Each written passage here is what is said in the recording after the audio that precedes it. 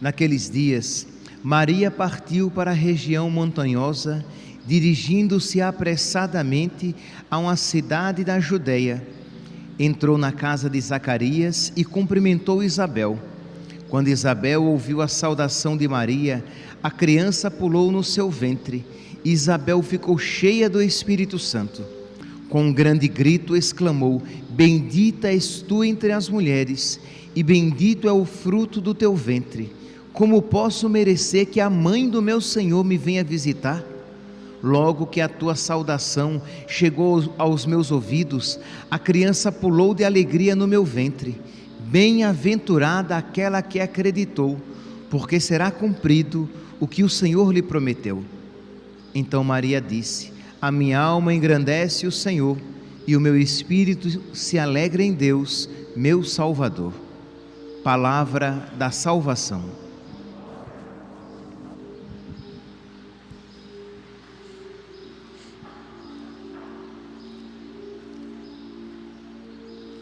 Caríssimos irmãos e irmãs, estamos celebrando a padroeira da América Latina, Nossa Senhora de Guadalupe. Então é uma alegria para todos nós celebrarmos a nossa mãe e a sua proteção.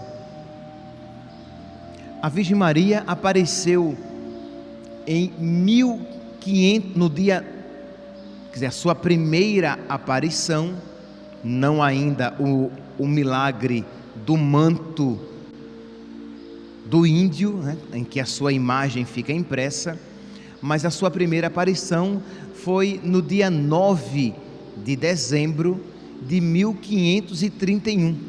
O México estava ainda, na sua grande maioria, tomado pelas pessoas que seguiam as religiões astecas.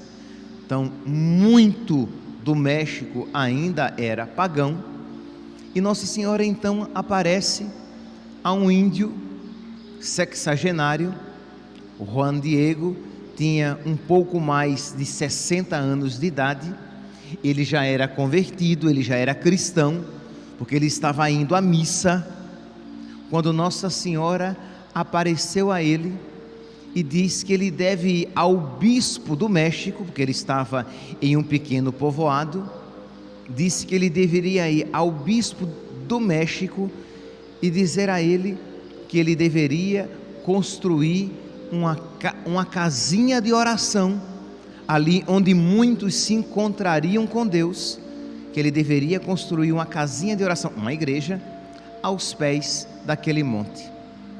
Ora, quando o índio ouviu isso, disse: minha menina, porque é interessante que ele tratava a Virgem Maria como uma menina, porque ela tinha feições muito jovens quando lhe apareceu, mas ela, por sua vez, o tratava também como um menininho, né? Ela o chamava de Juan Dieguito ou Juanito, né? Juan Diego, então ela botava o diminutivo ou em Juan, Juanito, ou em Diego, Dieguito. São Juan Diego, né? Foi canonizado pela igreja, teve as suas virtudes reconhecidas. Pois bem, e ele disse: minha menina, quem sou eu? O bispo não vai acreditar. E aqui, meus santos, que acontece, né, sem os méritos pré-existentes, isto é, Deus, por meio da Virgem Maria, havia escolhido aquele índio.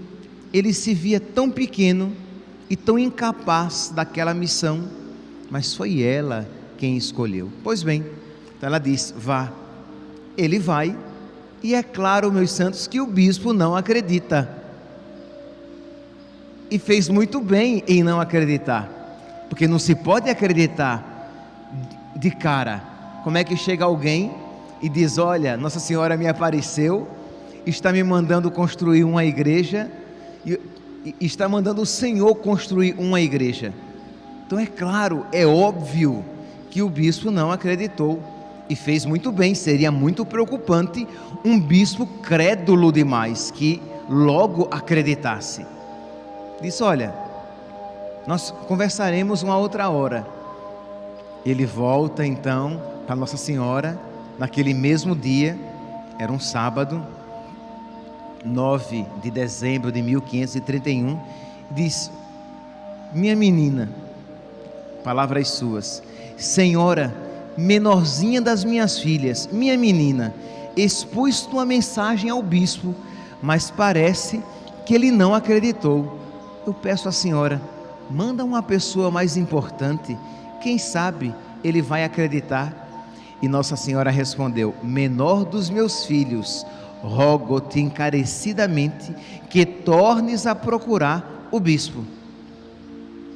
Ele vai novamente, agora no domingo, no outro dia, ele vai e o bispo ouve, mas não acredita. Mas agora ele diz: eu espero um sinal, porque como é que eu vou construir uma igreja sem sinal algum de que isso seja de verdade vontade de Deus, manifesta por Nossa Senhora, vontade de Nossa Senhora. E o índio retorna, sabendo que o bispo queria. Vou aqui resumir, porque eu quero falar que é mais a respeito do manto. Pois bem, o índio retorna a Nossa Senhora, e Nossa Senhora o espera no outro dia, na segunda-feira.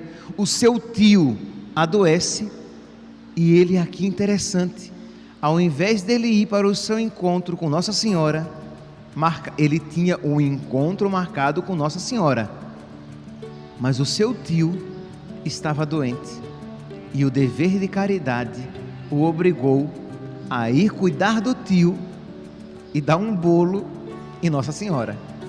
Ele não foi para o encontro com Nossa Senhora, porque o tio estava doente. É interessante que o Evangelho de hoje nos mostra a Virgem Maria que vai cuidar de Isabel. Pois bem, o índio então vai cuidar do tio, Nossa Senhora, e ele vai por um outro caminho para não se encontrar com Nossa Senhora. Nossa Senhora vai, o pega no meio do caminho e diz: por onde é que você está indo? E ele olha para ela todo descabriado e diz: minha mãe. Quando ele começa a querer se explicar, ela diz: ouve e entende bem uma coisa, tu que és o menorzinho dos meus filhos, o que agora te assusta e aflige não é nada. Isto é, o que é que o afligia? Era a doença do seu tio. Aqui estou resumindo bastante, aqui já é terça-feira, porque ele vai segunda, o seu tio está bem doente, o seu tio pede um padre, e ele vai agora à procura de um padre para que dê a ele, ao tio, os últimos sacramentos, porque ele estava morrendo. E Nossa Senhora diz: o que te assusta e te aflige não é nada, não se perturbe o teu coração, nem te inquiete coisa alguma. Não estou aqui, tua mãe? Interessante, meus santos, que essa frase de Nossa Senhora para o índio é uma frase para todos nós. Não estou aqui, tua mãe? Isto é, não se aperreie em vão, confie na minha materna proteção. Não estou aqui, tua mãe? Não estás sob a minha sombra e o meu olhar? Isto é, todos vocês, meus filhos, estão sob a minha sombra e o meu olhar. Eu estou vendo todos vocês. Não estáis porventura sob a minha proteção? Não te aflijas com a doença do teu tio. Fica sabendo que ele já sarou. Sobe agora e vai ao monte lá, onde eu tinha marcado contigo, e tu não foste. Vai lá em cima do monte e pega rosas de castela e leva para o teu filho. O índio nem sabia qual era o sinal que o bispo tinha pedido. E ele vai então, pega as rosas de castela em pleno inverno. Quer dizer, isso nunca iria acontecer. Ele vai, Nossa Senhora fica esperando, né? Já que ele não foi para o encontro, então ela agora ficou esperando. Ele subiu, pegou as rosas de castela, voltou, ela abençoa aquelas rosas e diz: agora pode levar para o bispo. Ele põe então, ele carregava um poncho, né? Uma tilma, que era um manto feito de fibra de cacto. Então era um manto muito grosseiro mesmo. Ele põe as rosas naquele manto e vai lá levar para o bispo, porque Nossa Senhora tinha dado a ele de presente. Não sabia ele de que aquele era o sinal, e não sabia ele de que muito mais do que aquele sinal que o bispo havia pedido, Nossa Senhora havia mandado. Isto é, Nossa Senhora não mandou apenas o que ele pediu, mas mandou muito mais até. Pois bem, ele vai, é recebido pelo bispo, e ele então solta o seu manto, e rosas de castela caem. Quando o bispo olha para aquilo, ele se espanta, não apenas pelo sinal, as rosas de castela que ele havia pedido, e aquele índio tão simples, que nem imaginava o que é, porque o bispo caprichou, né? Pediu rosas de castela no tempo do inverno. Então isso, mas o bispo se espanta, não apenas com o sinal, mas também porque ele viu que quando o índio soltou o seu manto, uma imagem de Nossa Senhora apareceu impressa naquele manto. Algo assim que o bispo ficou espantado. Meus irmãos, aqui de uma maneira bem resumida, né? Esse sinal tocou de tal maneira o coração do bispo, de que ele então começou a construção de uma primeira capela, que depois foi derrubada e foi construída uma outra igreja, e depois é o santuário que nós hoje conhecemos lá no México, lá, né, o santuário de Nossa Senhora de Guadalupe. E o incrível não está apenas aqui, meus santos.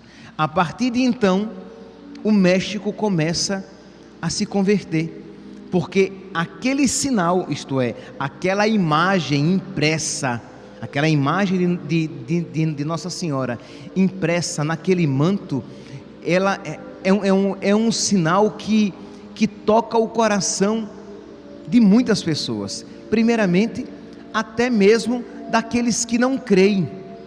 Ora, os cientistas, quando vão analisar, só para que vocês entendam o poder deste sinal, existem muitos católicos que eles não creem, que eles não acreditam em várias aparições de Nossa Senhora, porque, como vocês sabem, as aparições, elas não são, nós não somos obrigados a acreditar, nós somos obrigados a acreditar nos dogmas.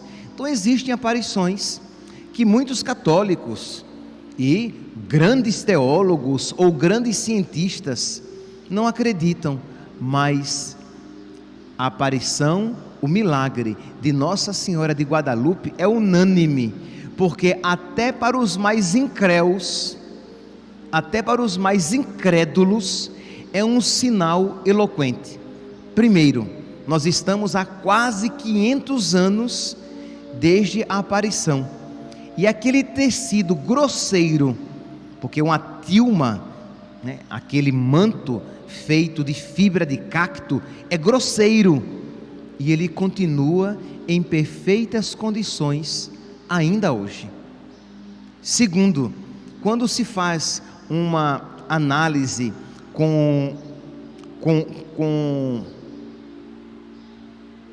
esqueci a palavra, me vem com lentes poderosas, com lentes de aumento muito potentes, se vê que a imagem impressa está como que sobreposta ao manto e não grudada no manto, porque quando você pinta algo em um tecido, a tinta ela fica incrustada, né? Ela se entranha naquele tecido. Pois bem, é como se aquela imagem estivesse, isso, numa distância de milímetros. A imagem está como que sobreposta e não grudada naquele manto. E os próprios cientistas, muitos deles não católicos, ficam espantados com aquele sinal. Segundo, a imagem não tem marca de pincel. Isto é como se ela tivesse sido impressa pelas nossas impressoras atuais, mas impressa numa qualidade que nem as nossas impressoras mais sofisticadas na atualidade conseguem reproduzir, porque hoje não se consegue reproduzir uma imagem impressa com aquela perfeição que está lá no manto, na tilma de Juan Diego, lá na Basílica de Nossa Senhora de Guadalupe. Então, como é que isso foi feito? Como é que uma impressão no século XVI, quando não existia esta técnica, como é que isso foi feito, já que ela não tem absolutamente nenhuma marca de pincel? Outro sinal de que é feito aquela tinta, isto é, eles já fizeram pesquisas ainda hoje e ninguém sabe o que é aquilo, porque não é mineral, não é uma tinta mineral, não é vegetal e nem é animal. O que é isso? De que material ela é feita? E ninguém sabe explicar ainda hoje. Que mais de sim, esse outro aqui que é eloquente, com uma lente de aumento, um cientista oftalmologista aumentou 2.500 vezes os olhos da imagem de Nossa Senhora de Guadalupe no manto. Aumentou 2.500 vezes. E nos olhos da imagem de Nossa Senhora de Guadalupe, aquela cena do bispo com as outras 12 pessoas presentes na sala, aquelas pessoas estão impressas nos olhos da imagem. Então, quem é que conseguiria pintar com perfeição todas aquelas cenas nos olhos de uma imagem que os olhos tiveram que ser aumentados 2.500 vezes? Então, aqui já são sinais claros que aquilo não pode ser humano. Então, mas, como nós sabemos, né, meus santos, para quem crê, poucos sinais, ou melhor, nenhum sinal é necessário. Para quem não crê, nenhum sinal é suficiente. Então, muitos hoje em dia ainda, diante de um sinal tão eloquente, ainda não se curvam para ver ali a mão de Deus, um presente de Nossa Senhora, para que nós nos voltemos para Nosso Senhor. E eu dizia ontem, na homilia de ontem, que os sinais de Deus, eles não são apenas demonstrativos. Lembra que eu convidava vocês ontem a pedir a Deus que lhe abra os olhos, para que vocês vejam os sinais de Deus em suas vidas? Pois bem, os sinais de Deus, eles não são apenas ilustrativos, demonstrativos, mas eles têm algo em si. Quando Deus nos dá um sinal, Deus nos dá conjuntamente a graça de que nós necessitamos, para que nós nos deixemos mover por aquele sinal, para que haja uma transformação dentro de nós por meio daquele sinal. Então, se Deus me dá um sinal de que Ele me ama, Deus conjuntamente me dá o amor, para que eu, amado por Ele, o ame de volta. Quando Deus me dá um sinal, convidando-me a uma mudança de vida e a uma resposta mais generosa da minha vida para com Ele, Deus me dá conjuntamente aquele sinal, a graça de que eu necessito para ser mais generoso com Ele. Quando Deus me dá um sinal, convidando-me a ter uma fé maior, a crer no amor de Deus e a confiar mais na sua providência na minha vida, Deus me dá conjuntamente a graça para que a minha fé cresça e a minha confiança aumente. Não sou eu, como é que diz Nossa Senhora?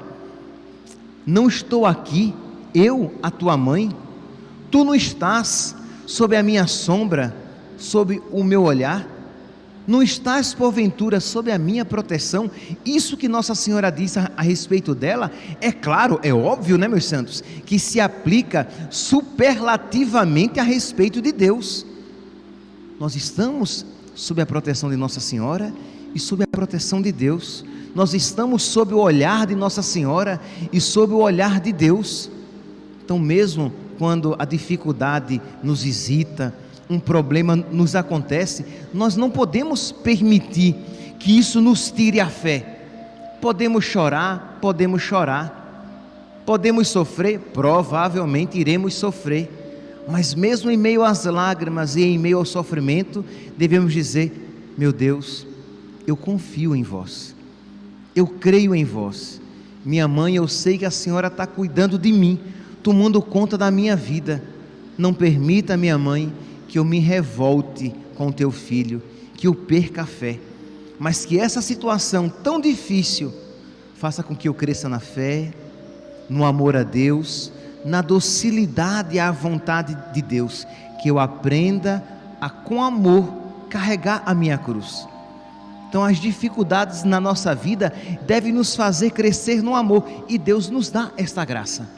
Pois bem, então, diante daquele sinal, até que alguns homens letrados, homens inteligentes, homens cheios de cultura, se converteram, mas o sinal foi infinitamente mais eloquente entre os índios. Lembra que o México aqui estava num período, ainda era um México quase que pré-cristão. A grandíssima maioria ainda seguia a religião pagã asteca.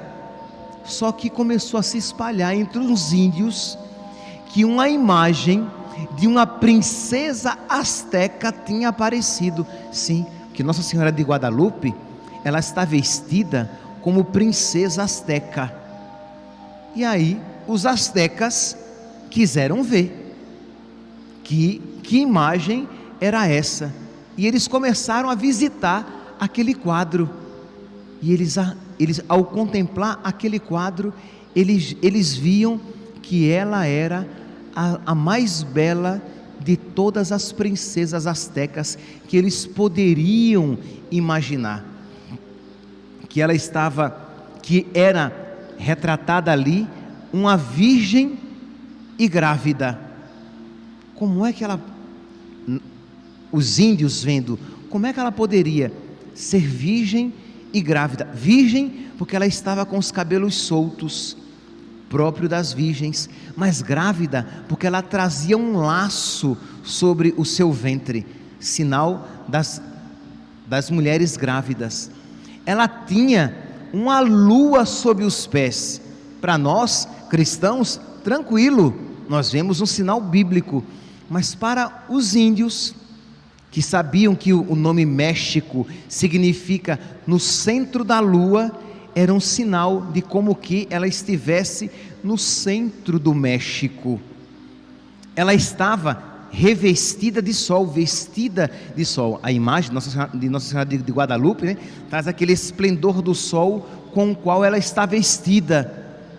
Para nós cristãos é um sinal bíblico. Ela está revestida de Cristo, mas os índios entenderam que ela era maior até mesmo do que o Deus Sol que eles adoravam. Ela trazia no seu manto várias flores, mas ela tinha em cima do seu ventre uma flor de 4 pétalas que eles chamam de Norui Olim. Norui Olim é uma flor que indica a plenitude da presença de Deus, Ora, se ela estava grávida, ela trazia aquele que era a plenitude da presença de Deus. Então aquele sinal era eloquente demais. E aí, meus santos, imagine que ao ver aquilo, foi algo tocante para os índios, mas eles começam a se converter drasticamente. Ora, que eles tivessem achado bonita aquela imagem é uma coisa, mas que em algumas décadas, todo o México tenha se convertido, era como que milhares de pessoas se convertessem por dia. Isso não é humano. Vocês percebem que não tem uma explicação humana. Como é que eles, ao verem aquela imagem, eles já se sentiam motivados a se entregar totalmente a Deus, a abandonar a religião asteca e a seguir o cristianismo. A conversão do México é algo assim miraculoso, porque, repito, em décadas todo o país, quase todo o país se converteu. Percebe, meus santos, qual é o sinal que Deus quer nos falar neste dia? Que Deus quer que todos os homens se salvem e cheguem ao conhecimento da verdade. O Deus que quis que todo o México se convertesse é o Deus que quer também que nós nos convertamos. O Deus que quis que aqueles índios abandonassem as práticas pagãs e abraçassem Cristo e o seu evangelho, é o Deus que quer que nós também abandonemos tantos ídolos e idolatrias no nosso coração e abracemos de verdade o Cristo. Então, se você percebe no seu coração, e provavelmente, se você, meu santinho, se você parar um pouco, se você rezar, você vai ver. Claro, se a sua vida é uma agitação em que você não tem tempo para rezar, isto é, você não reserva tempo para oração, você não vai ver o que existe de pagão, de mundano, de realidades que desgostam o coração de Cristo presentes no seu coração. Mas se você parar, você vai ver, e você poderá então apresentar a Deus, por intercessão de Nossa Senhora hoje, de Nossa Senhora de Guadalupe, e dizer: meu Deus, assim como o Senhor, por misericórdia, converteu a tantos pagãos lá no México, por misericórdia, Senhor, converte-me também a mim. Assim como o Senhor, com tanta generosidade, converteu aqueles corações entregues à idolatria, converte-me, Senhor, tão entregue ao mundanismo, aos apegos do meu coração. Mas nós precisamos suplicar a Deus, nós precisamos reconhecer que nós precisamos de conversão, e isso é um grande ponto, infelizmente ausente entre os cristãos. E eu estou falando com vocês sentados aqui no banco da igreja, e com vocês que estão acompanhando pelas redes sociais. Vocês precisam, nós precisamos de conversão. Não pense você que você já é bom o suficiente e já alegra o coração de Deus com a sua vida. Você pode alegrar muito mais, se você já alegra. E você pode alegrar de fato, que talvez você esteja entristecendo o coração de Deus, com a sua vida pseudo-religiosa, pseudo-praticante, isto é, falsamente religiosa, falsamente praticante, porque as suas obras externas fazem com que você pense que tenha um coração internamente cristão, católico, agradável a Deus. Você tem práticas de oração e você se ilude com essas práticas de oração, de modo que você pensa que já é agradável a Deus. Ah, padre, então já sei, não vou rezar mais. Não é isso que eu estou dizendo. É claro que você deve continuar e melhorar as suas práticas de oração, mas cuidado, não se iluda. Tem muita gente, e muita gente mesmo, que reza todos os dias, e é um demônio. Tem muita gente, e muita gente mesmo, que tem práticas religiosas e é muito desagradável, entristece muito o coração de Deus.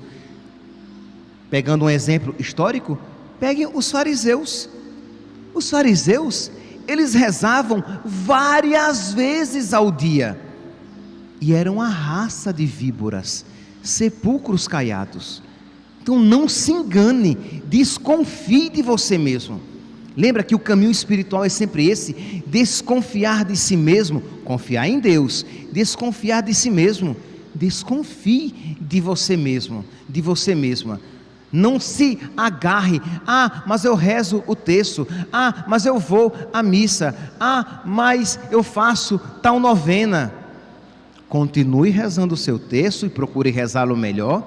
Continue indo à missa e procure participar cada vez com mais devoção. Continue fazendo as suas novenas e faça cada vez mais, com cada vez mais piedade.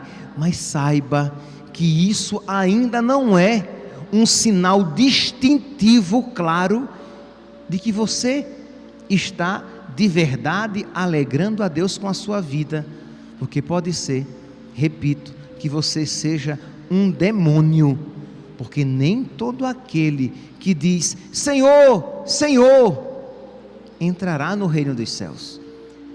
Então cuidado, que você pode se apegar aos gestos exteriores. Então, mas se você, desconfiando-se de você mesmo, você diz: meu Deus, se a minha oração não é verdadeira, ajude-me a ter uma oração verdadeira, Senhor.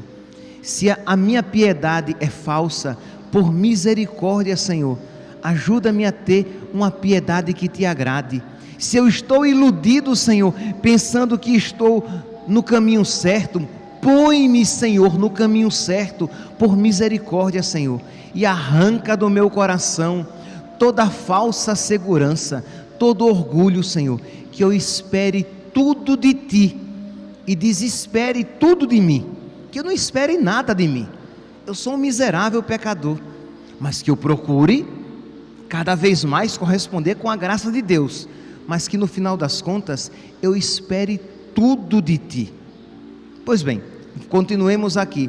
Então, esse sinal eloquente, crê em Deus Pai, já vou terminar, mas hoje é sábado, né? Pode demorar um pouquinho mais, né? Mas já vou terminar. Então, esse sinal eloquente, o México todo se convertendo, é claro que o diabo não estava feliz, né, meus santos? E aí, em 1785, quando restauradores estavam limpando ao redor da imagem, porque, repito, a imagem continua viva,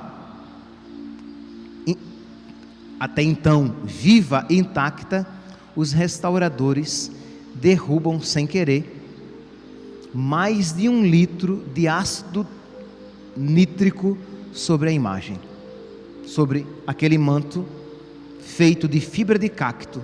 Então vocês podem imaginar, quem conhece um pouquinho de química sabe o quanto o ácido nítrico é corrosivo. Ele foi derramado sobre toda a imagem. Mas o incrível, meus santos, é que, embora no momento a imagem não foi corroída, ela ficou embaçada, e em 30 dias ela se auto-regenerou sozinha. A imagem hoje está sem sinal nenhum. O tecido ao redor continua manchado, mas a imagem em si não. Mas o diabo, ele não se dá por vencido. Muito bem, em 1921, um homem coloca 29 granadas aos pés da imagem, meio às rosas que ele havia levado. Ele colocou 29 granadas. Meus santos, quando as granadas explodiram, as janelas da igreja foram arrancadas. Tinha um genuflexório de granito, de mármore, junto à imagem. Não ficou nem o pó do genuflexório. Os candelabros e o crucifixo foram contorcidos e lançados à distância,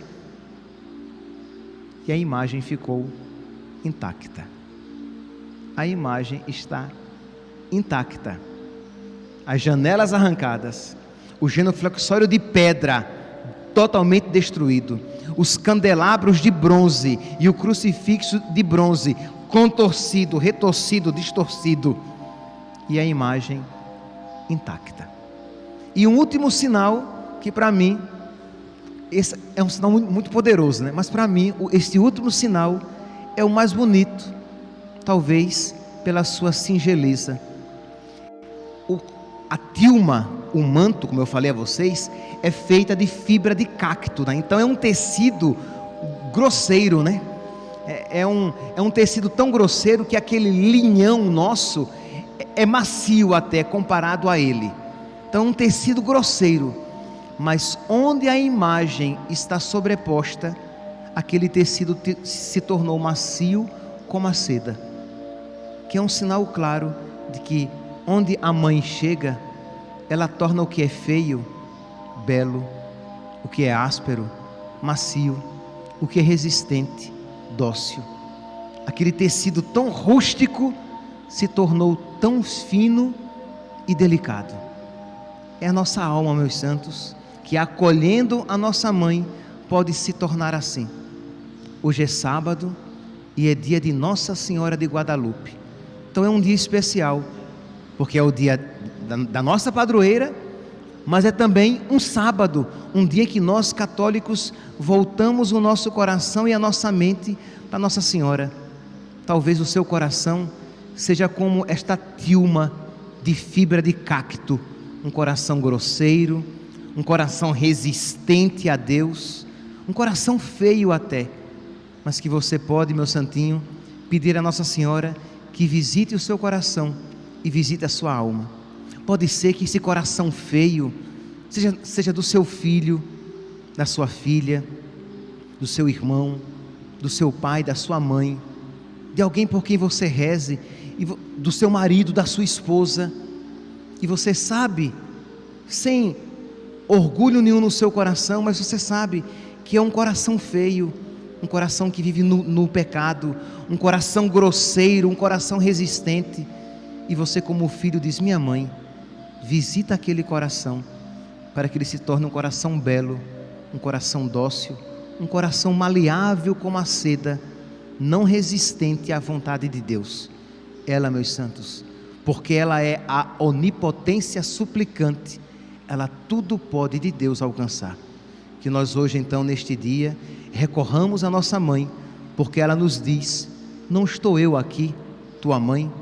Não estás tu sob a minha sombra? Não estás porventura sob a minha proteção? Que a Virgem Senhora de Guadalupe, esta pequenina menina, interceda por nós, para que nós e os nossos demos muita alegria a Deus. Louvado seja nosso Senhor Jesus Cristo, para sempre seja louvado.